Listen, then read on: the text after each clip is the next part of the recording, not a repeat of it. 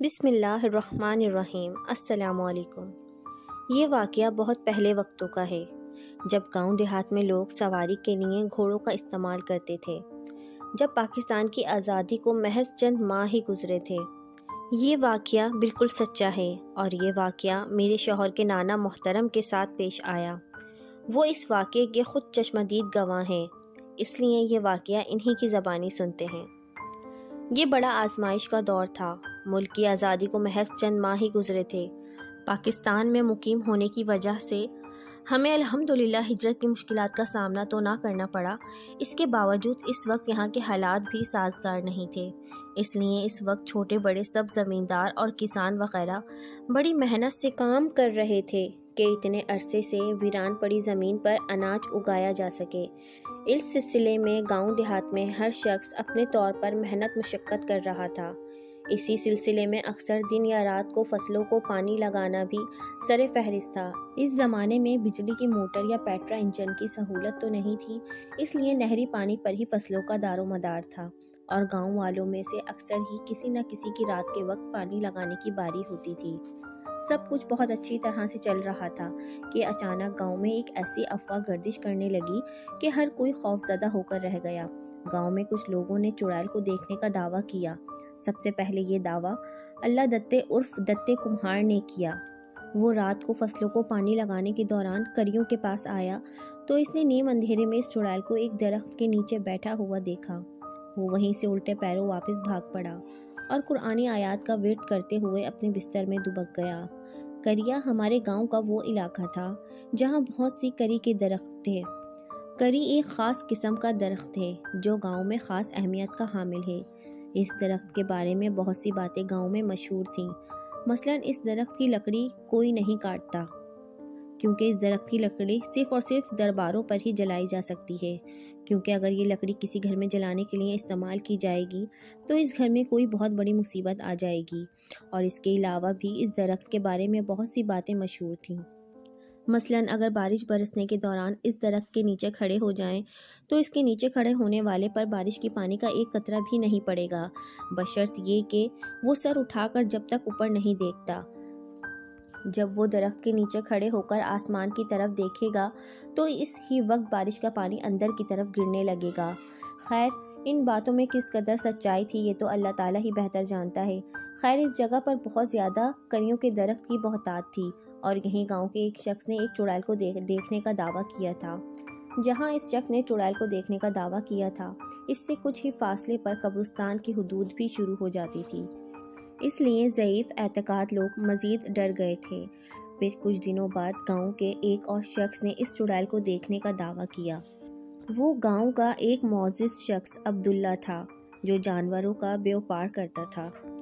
وہ اکثر ہی شہر کی مویشی منڈی میں جانوروں کو فروخت کرنے جایا کرتا تھا۔ اکثر ہی وہ اچھا سودا کرنے کے خاطر خوب اچھی طرح سے منڈی میں گھومتا پھرتا رہتا، اور پھر جب اسے مناسب دام ملتے جب ہی وہ جانوروں کا سودا کر کے گھر واپس آ جاتا تھا۔ اس رات بھی اس نے ایسا ہی کیا، اور شام ڈھلے جب اسے اپنے جانور کا مناسب گاہک ملا تب وہ سردیوں کے اس دھند آلود شام میں گھر جانے کو منڈی سے نکلا اور گاؤں جانے والی بس میں سوار ہو گیا۔ بس نے اس کو گاؤں کی پکی سڑک پر اتارا۔ یہاں سے اس نے تقریباً آدھے گھنٹے کا پیدل سفر کرنا تھا۔ اس وقت عشاء کی اذانیں بھی ہوئے کافی دیر گزر گئی تھی، لیکن چونکہ شدید سردیوں کے دن تھے اس لیے اس وقت آدھی رات کا گماں ہوتا تھا۔ عبداللہ نے اپنے گھر جانے کے لیے کچے راستے پر چلتے ہوئے اپنی رفتار بڑھا دی، کیونکہ اس کو کریوں کی طرف سے ہو کر گزرنا تھا، اور وہ اس راستے کے حوالے سے ہونے والی باتوں کی وجہ سے خوف کا شکار تھا۔ لیکن اس کی حقیقی معنوں میں سٹی گم ہو گئی کہ جب اس نے ایک درخت کے نیچے اس چڑیل کو بیٹھے ہوئے دیکھ لیا، اور وہ اس انداز سے بیٹھی ہوئی تھی کہ عبداللہ کی طرف سے اس کی کمر تھی اور وہ ہولے ہولے ہل رہی تھی، جیسے چھوٹے بچے کوئی سبق یاد کرتے ہوئے ہلتے ہیں۔ اس نے اس موقع کو غنیمت جان کر دبے پاؤں اپنے گھر کی جانب دوڑ لگا دی۔ صبح کی سورج طلوع ہونے کے ساتھ ہی گاؤں میں ہر طرف اس واقعے کی گونج پھیل گئی تھی۔ گاؤں میں یوں تو جوان بلکہ بوڑھے اور بچے بھی خاصے دلیر اور بہادر ہوئے ہوتے تھے، لیکن جب بات ہو مافوق الفطرت عناصر کی موجودگی کی، وہاں ہر کوئی ڈر جاتا تھا۔ لیکن میں نے دل ہی دل میں ٹھان لیا تھا کہ میں ایک دن چھپ کر اس چڑیل کو دیکھوں گا، اور اس مقصد کے لیے دل ہی دل میں منصوبے بنانے لگا۔ پھر ایک دن مجھے یہ موقع مل ہی گیا۔ ہوا یہ کہ ہماری ایک زرعی اراضی کا کوئی مسئلہ تھا، جس کی وجہ سے میں اپنے علاقے کے پٹواری کو لے کر شہر گیا ہوا تھا۔ تھوڑی سی تک و دو کے بعد وہ مسئلہ حل تو ہو گیا، لیکن اس مسئلے میں ہمیں رات ہو گئی تھی۔ پٹواری کے ایک نزدیکی رشتہ دار کا گھر شہر میں ہی تھا، اور ان دونوں کی ملاقات کو خاصا عرصہ ہو چکا تھا، تو پٹواری بضد ہو گیا کہ چونکہ رات زیادہ ہو گئی ہے، اس لیے اس کے رشتہ دار کے گھر چلتے ہیں، ملاقات بھی ہو جائے گی اور رات بھی وہیں گزار لیں گے، اور صبح والی بس سے اپنے گاؤں واپس آ جائیں گے۔ میں اس کے خالہ زاد بھائی حبیب اللہ کا اچھا خاصا واقف کار تھا۔ وہ ہمارے ہی گاؤں کا رہائشی تھا، پڑھ لکھ کر بڑا افسر بن گیا تھا، شادی کر کے بیوی بچوں کو بھی شہر لے گیا تھا۔ مزاج کا اس قدر سچا اور اچھا تھا کہ جب اپنی بڑی گاڑی میں بیٹھ کر گاؤں آتا تو سب سے ویسے ہی ملتا جیسے یہ ٹھاٹ باٹ حاصل ہونے سے پہلے ملتا تھا۔ سو ہماری خواہش بھی تھی کہ حبیب اللہ سے ملا جائے، لیکن رات زیادہ ہو گئی تھی، اور میری بوڑھی ماں ہمیشہ ہمیں رات گھر میں ہی گزارنے کی تاکید کرتی۔ گھر میں افراد ہی کتنے تھے، بس ہم 2 بھائی اور ایک والدہ۔ بہن ایک ہی تھی جو 12-13 سال کی عمر میں گردن توڑ بخار میں مبتلا ہو کر اللہ کو پیاری ہو گئی تھی۔ بھائی مجھ سے بڑا تھا اور اس کی سردیوں کے بعد شادی تھی۔ اس غریب بوڑھی بیوہ ماں کی ہم دونوں ہی کل کمائی تھے، اس لیے وہ ہمارے لیے فکر مند رہتی تھی۔ میں جانتا تھا کہ جب تک میں گھر نہ پہنچتا اس وقت تک ماں دروازے پر ہی کھڑی ہوگی، اس لیے میں پٹواری کو اللہ حافظ کہہ کر اپنے گاؤں کی طرف جانے والی بس میں سوار ہو گیا۔ یہ شدید سردیوں کا موسم تھا اور ہر طرف دھند کا راج تھا، اس لیے وہ لاری بس بھی آہستہ آہستہ چل رہی تھی۔ یہ لاری اڈے سے نکلنے والی آخری بس تھی، اور اس میں میرے گاؤں کی کوئی سواری نہیں تھی سوائے میرے۔ میں اپنی گرم چادر اچھی طرح سے لپیٹ کر اپنی سیٹ پر دبک گیا تھا۔ اللہ اللہ کر کے سفر ختم ہوا، اور میں جس وقت گاؤں کی پکی سڑک پر اترا تو ہر طرف دھند اور خاموشی کا راج تھا۔ دور سے آوارہ کتوں کے بھونکنے کی آوازیں آ رہی تھیں، اور ایسے میں تیزی سے چلتے ہوئے اپنے گھر کی جانب بڑھ رہا تھا کہ اچانک ایک آواز نے میرے قدم روک لیے۔ آواز خاصی واضح طور پر آ رہی تھی۔ میں نے غور کیا تو پتہ چلا کہ یہ کوئی ایسی آوازیں تھیں جیسے کوئی دھات کی بالٹی سے دھات کے برتن سے پانی نکال کر نہا رہا ہو۔ اس سردی کے موسم میں ایسی بھیگی اور دھند آلود رات میں بھلا کون نہا سکتا ہے؟ مجھے یہ سوچ کر ہی جھرجھری آ گئی۔ یہ وہی جگہ تھی جسے ہمارے گاؤں والے کریا کہتے تھے، اور یہاں چڑیل دیکھے جانے کا دعویٰ بھی کیا گیا تھا۔ دل میں یہ خیال آتے ہی تیزی سے میں نے اپنے قدم گھر کی طرف بڑھائے کہ اچانک دھڑام کی آواز آئی، ساتھ ہی لوہے کی بالٹی اور نہانے کے برتن کی آواز اس رات کی ٹھٹرتی فضا میں گونجی۔ ہائے میرے ربا! یہ تکلیف بھری آواز میری سماعت سے ٹکرائی تو میں بے اختیار چونک گیا۔ یہ آواز تو میرے لیے بالکل بھی انجان نہیں تھی۔ یہ تو حمیدہ پرجائی کی آواز تھی، جو ہمارے گاؤں کے دکاندار شیر علی کی بیوی تھی۔ ان کی شادی کو 10 سال سے زیادہ عرصہ گزر چکا تھا اور اولاد نہیں ہوئی تھی۔ حمیدہ پرجائی کی آواز سن کر میں درختوں کے جھنڈ میں داخل ہو گیا۔ وہاں جا کر دیکھا تو حمیدہ زمین پر اپنا پیر پکڑ کر بیٹھی ہوئی تھیں اور سر سے پیر تک پانی میں شرابور تھیں۔ جہاں وہ بیٹھی ہوئی تھی اس سے چند قدم قبرستان کی حدود شروع ہو رہی تھی، کیونکہ اس جگہ سے چند چھوٹی چھوٹی قبریں نظر آ رہی تھیں۔ یہ نہ جانے کس کے جگر گوشوں کی آخری آرام گاہیں تھیں۔ صاف پتہ چل رہا تھا کہ حمیدہ اس رات کپڑوں سمیت نہائی ہے، اور کچی جگہ پر پانی کے گرنے سے جو گاڑا وغیرہ زمین پر بن گیا تھا، اس کی وجہ سے حمیدہ کا پیر پھسل گیا اور وہ گر گئی۔ مجھے دیکھ کر وہ گھبرائی، اور مجھے وہاں آتا دیکھ کر وہ جلدی سے اپنی بالٹی اٹھا کر وہاں سے جانے لگی۔ میری آنکھوں میں بے شمار سوالات دیکھ کر وہ بولی، ویرے، میں سویرے تجھے ساری بات بتاؤں گی۔ یہ کہہ کر وہ لنگڑاتی ہوئی وہاں سے چلی گئی۔ اگلے دن میں اپنے گھر سے کچھ دور ایک چراغاں میں بیٹھا تھا۔ میری گائیں بھینسیں چراغاں میں چر رہی تھیں، جبکہ میں دھوپ میں بیٹھا مسلسل رات کے واقعے کے بارے میں سوچ رہا تھا کہ اچانک وہاں حمیدہ پرجائی آ گئی، اور وہ وہاں آتے ہی میرے آگے ہاتھ جوڑ کر رونے لگی۔ میں اس کے اس طرح رونے پر گھبرا گیا اور اسے چپ کرانے کی کوشش کرنے لگا۔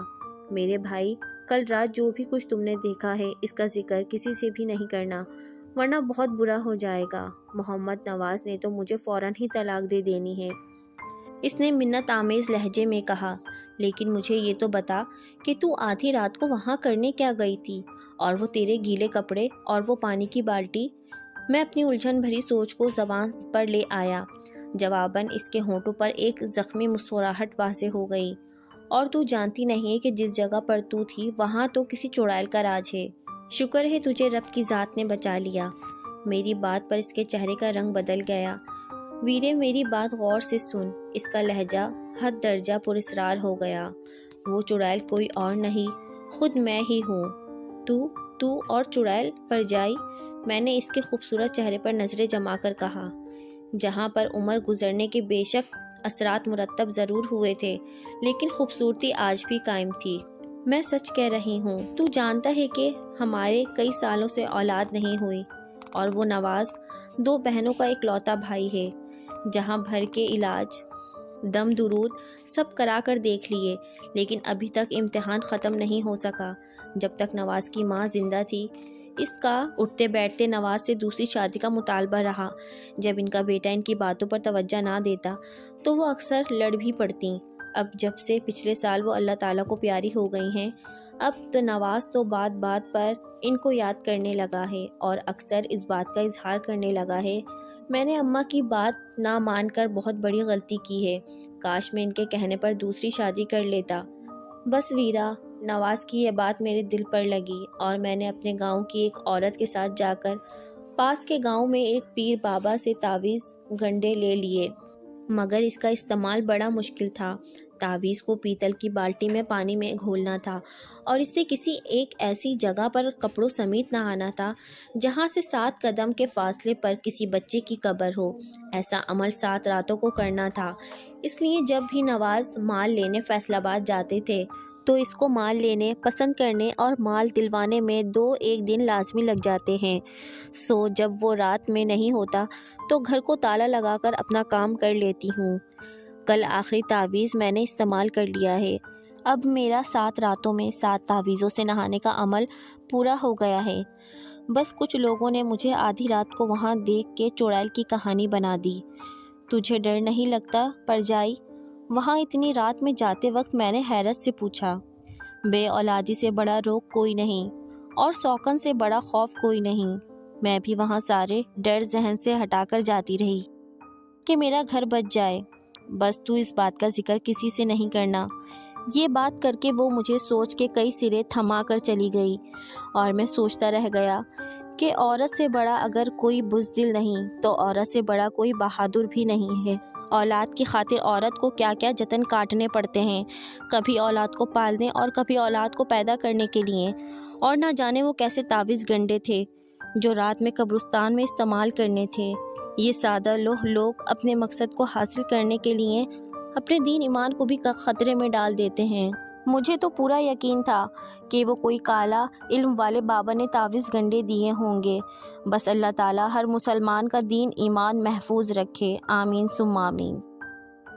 اس واقعے کے 3 سال کے بعد حمیدہ کے خاوند نے دوسری شادی کر لی، لیکن اس نے حمیدہ کو بھی اپنے ساتھ ہی رکھا، اور دوسری بیوی سے اسے ایک بیٹا بھی پیدا ہوا۔ ادھر اللہ کا کرنا ایسا ہوا کہ اس کی دوسری بیوی دوسرے بچے کی پیدائش کے وقت اللہ کو پیاری ہو گئی۔ سو اس کے دونوں معصوم بیٹوں کی ذمہ داری اس کی پہلی بیوی حمیدہ پر ہی آ گئی۔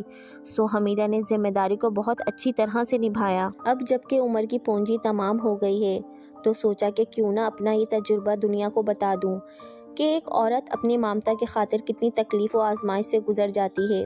جیسے حمیدہ نے اولاد کی خاطر ہر آزمائش سہی کہ آج بھی علاقے میں وہ جگہ چڑیل کے حوالے سے مشہور ہے، لیکن میں نے یا حمیدہ نے کبھی اس راز پر سے پردہ نہیں اٹھایا کہ یہ ایک چڑیل کا راز تھا۔ مزید کہانیوں کے لیے میرا چینل سبسکرائب کریں اور بیل آئیکن پر کلک کریں۔